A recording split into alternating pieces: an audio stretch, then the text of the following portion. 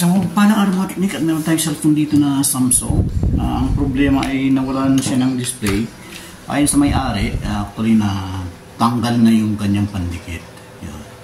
So, nung natanggal na yung pandikit, gumagana pa rin. Tapos hanggang nawalan ng lock screen na lang siya. So, tingnan natin. I-check natin gamit ang ating product schematic.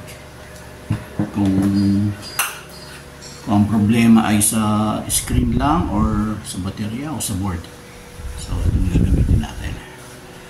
So, gamit tayo sa nasa output 1 tayo mga technique. Ito tayo yung C-type.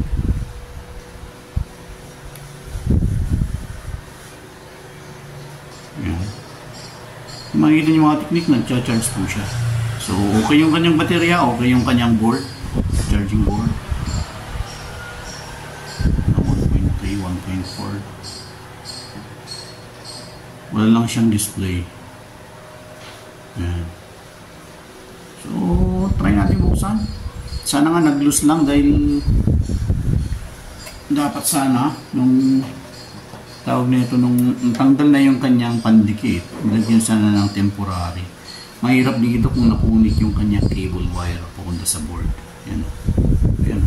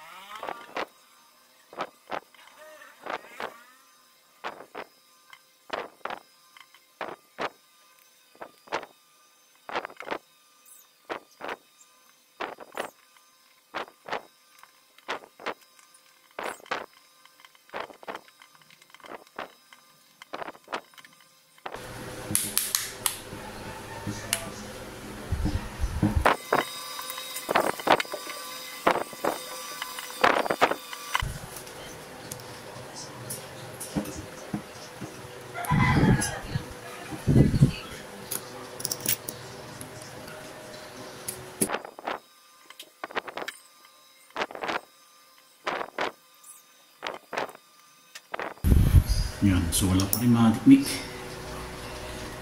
Hanapan natin ang display. Yung problema.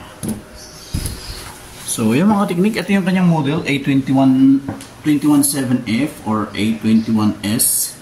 So, check natin kung magkano sa Lazada. Pag yung original daw, yan, may 539. So, siguro ordinary. So, kuhanin na lang natin yung original.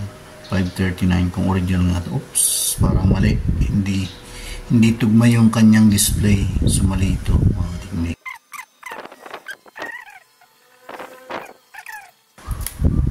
So, ito siya mga technique. So, ganyan siya. So, ito yung tamang kanya. Ayan, parehas na parehas. Tsaka mayroong code ang kanyang screen.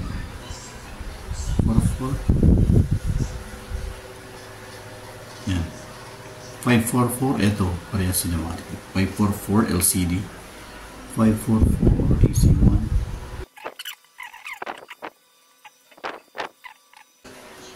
Tingnan natin yung mga comment. Compatible with Samsung A21, learn vibrant display, responsive. Okay yung LCD, nagana kasubasag po yung tampered na kasama, okay na sana mag-list. So, ito yung binukan natin. Ito.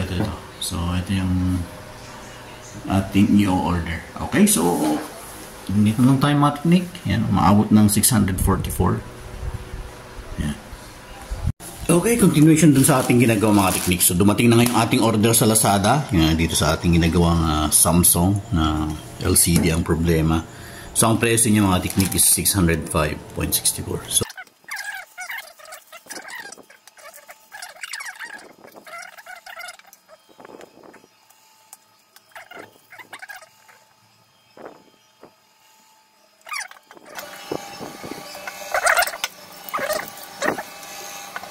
siyang glass.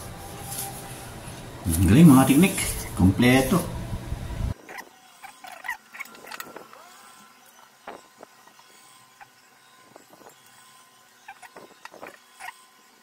Yo, mga teknik. So, success. Galing. Ayan,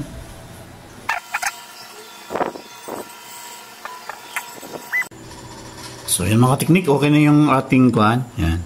I-finalize na lang natin. May password nga lang. So, tsaka medyo lubat na rin. So, i-finalize muna natin. Yan. Okay. Let's do it.